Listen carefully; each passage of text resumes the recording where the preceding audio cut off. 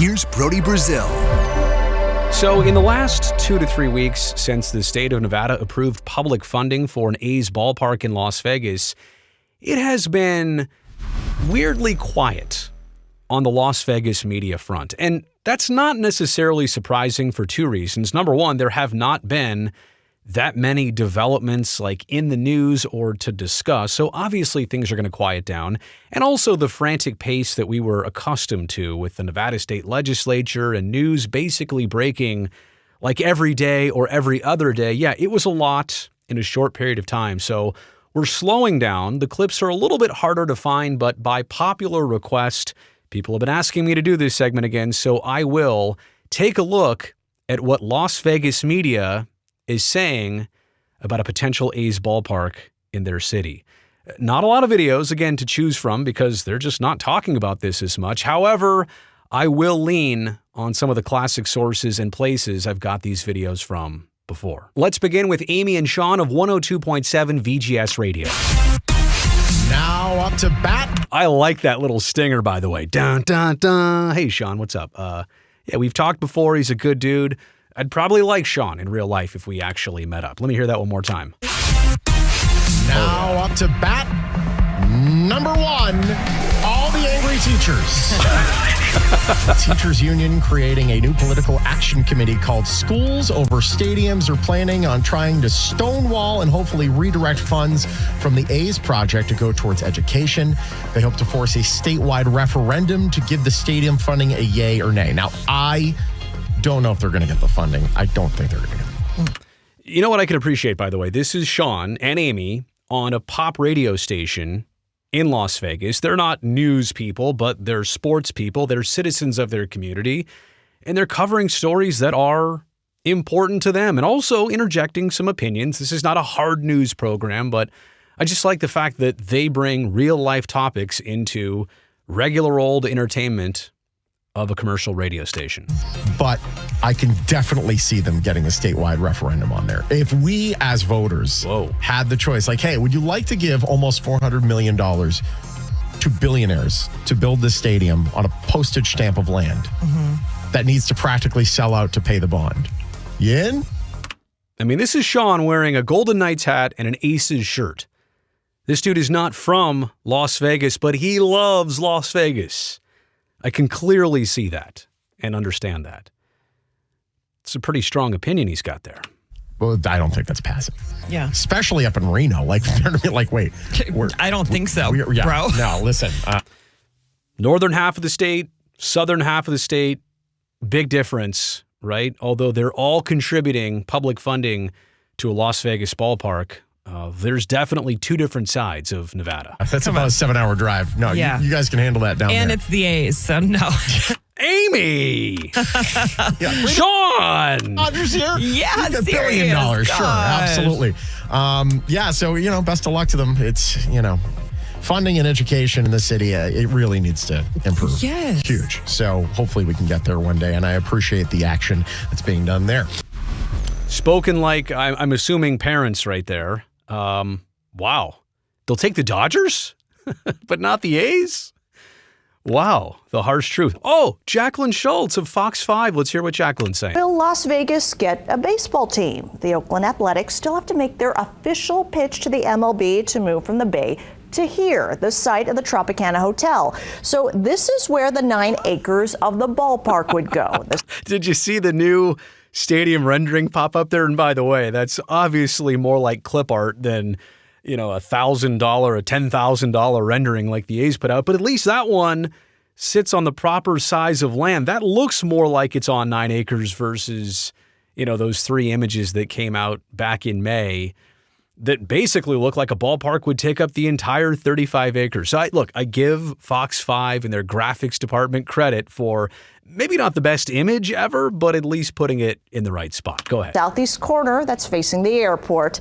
That's also true, not on the Strip, facing the airport. 9 acres for perspective. That's the size of the Bellagio fountains. But somebody see my tweets?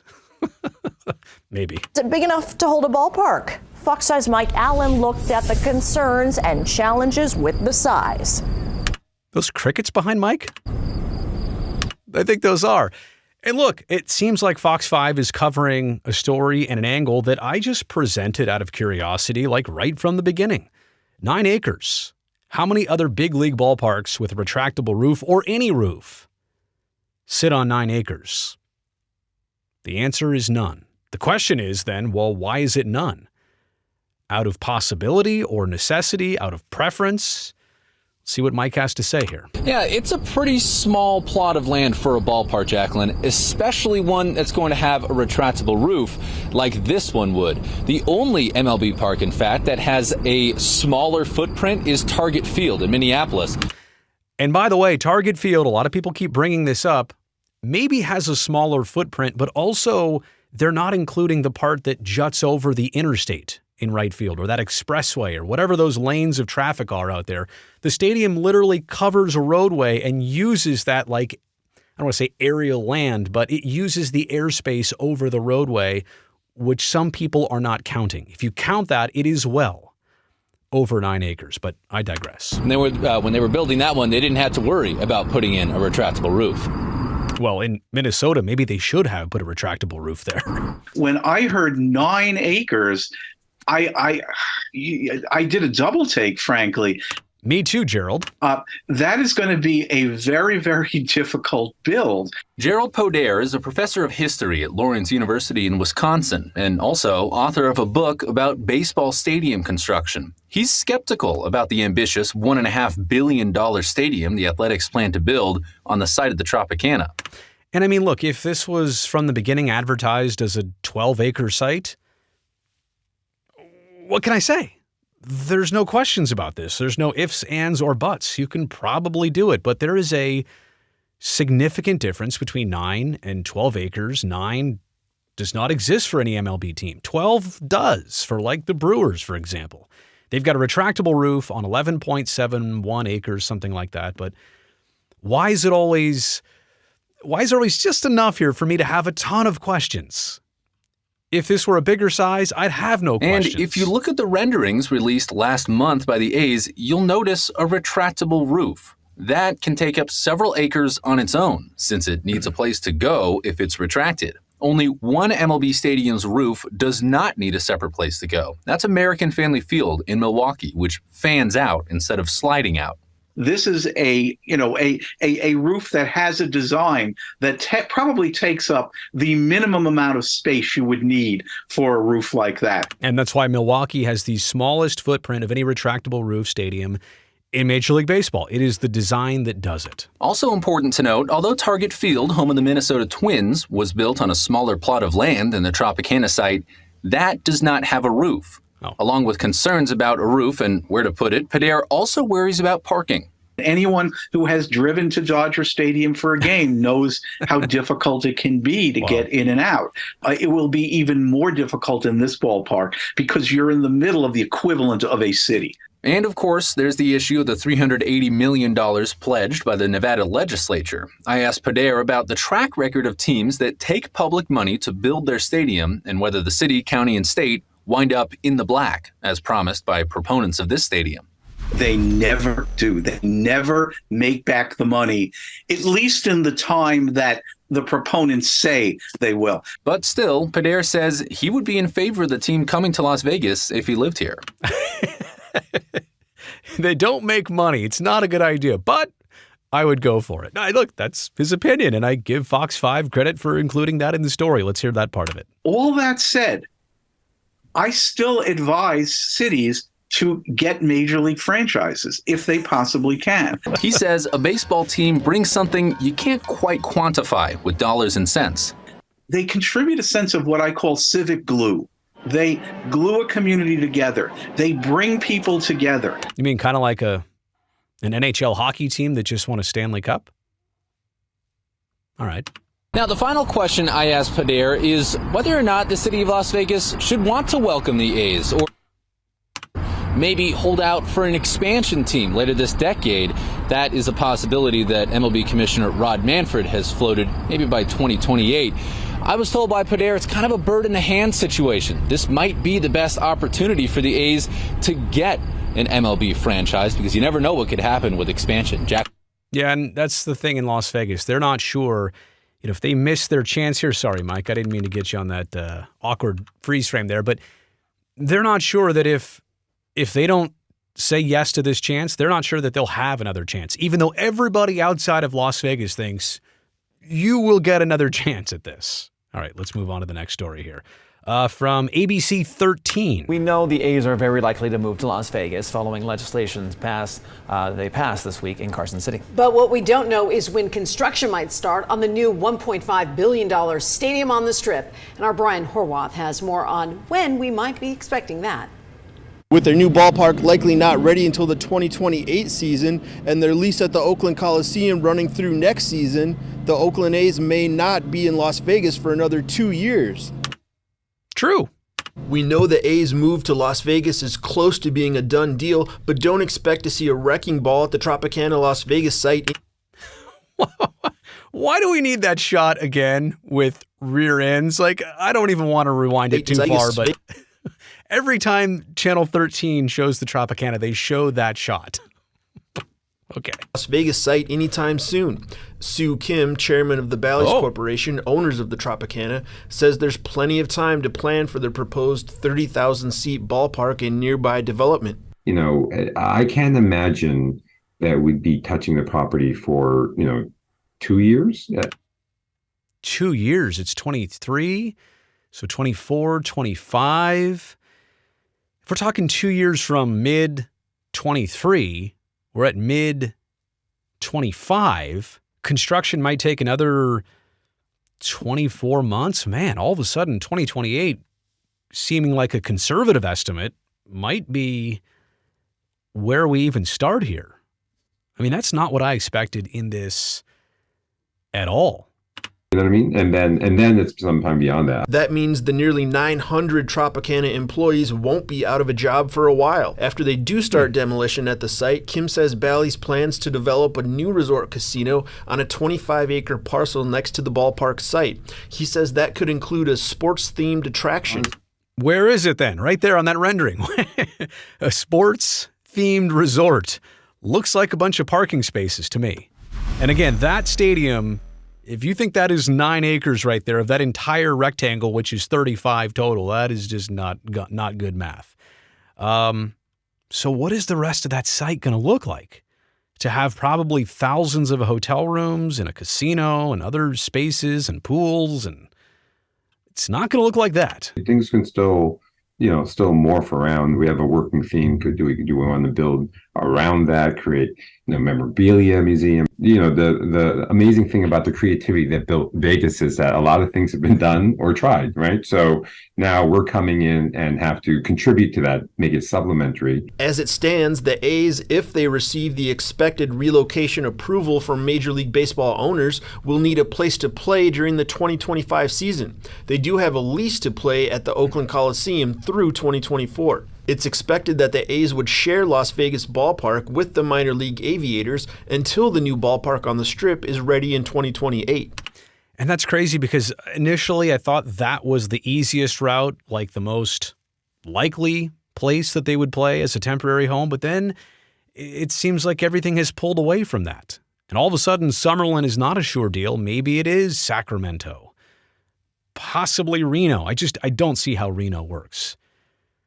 Another major league facility is just not easily and readily available anywhere near Las Vegas. So this is really interesting. This part of it, the temporary home part of it, and the timeline part of this, of how long this is actually going to take. If it even all gets approved, how many years out are we from this? As anyone who has rented an apartment knows, leases can be broken. Sounds like you're speaking from experience, Brian.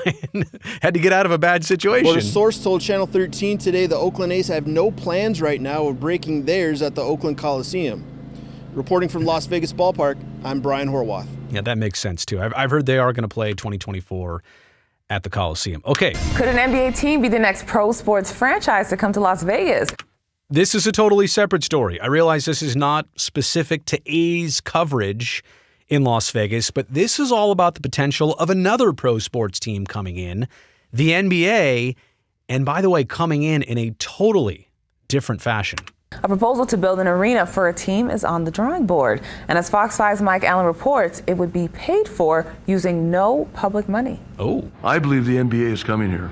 That's Bill Foley, owner of the Golden Knights. Fresh off a Stanley Cup championship, Vegas Golden Knights co-owner Bill Foley welcomes what would be the fourth major men's sports team to come to Las Vegas, if the A's wind up moving here from Oakland after all.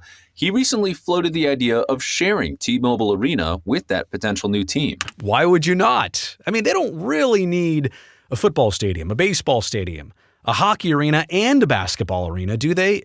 With already other things like the Sphere, the MGM Garden Arena, the Michelob Ultra Light Pavilion, whatever it's called. They've got so many venues there that I'm not sure they need all of them. There's another arena being built that's you're going to spend $750 million on. Does it make sense? Or do we help the NBA and get involved with them, and we bring them to T-Mobile and maybe have a different ownership structure of T-Mobile so that our group here would be involved in that ownership group. So he sounds like he wants in on the NBA. But investor Tim Lewicki announced last week at an economic forum here in Las Vegas that he wants to build a 20,000-seat arena along with a resort and casino that together would cost about $10 billion. On this arena, I'm not asking anybody for any money. We're not going before the state. We're not going before the county. We will go build it on our own privately. This massive project. Whoa. I mean, he's almost like speaking directly to the situation that just unfolded in Carson City. About $10 billion. On this arena, I'm not asking anybody for any money. We're not going before the state. We're not going before the county. And then listen to the applause after this. We will go build it on our own privately. This massive project would go south of the Strip near the 15 and 215 interchange. So not Strip proper, necessarily. Lewicki has spearheaded similar projects before, like the Climate Pledge Arena in Seattle, built just a couple years ago, where the NHL's Kraken play.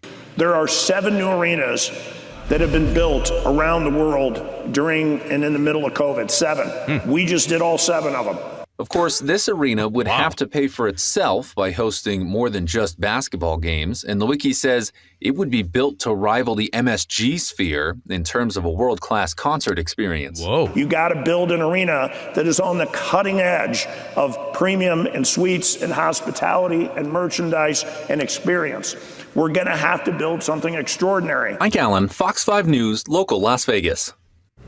And Lewicki's strategy of building an arena before a league expands into that city worked in Seattle, and that's his plan here in Las Vegas as well. He hopes to break ground on the project sometime next year. And isn't that crazy, right? Totally opposite from how the A's are needing to do it right now. They've got the team, they just don't have even a temporary venue, let alone the permanent venue that they're seeking, as opposed to an NBA franchise which would come in and say, we don't need any public support, no public funding, we'll build this, and then we will attract an NBA team here. I'm imagining it has nothing to do with relocation. Probably an expansion NBA franchise, but yeah, just totally opposite from how the A's are trying to do it right now in Southern Nevada. So there you go. News coverage from Las Vegas.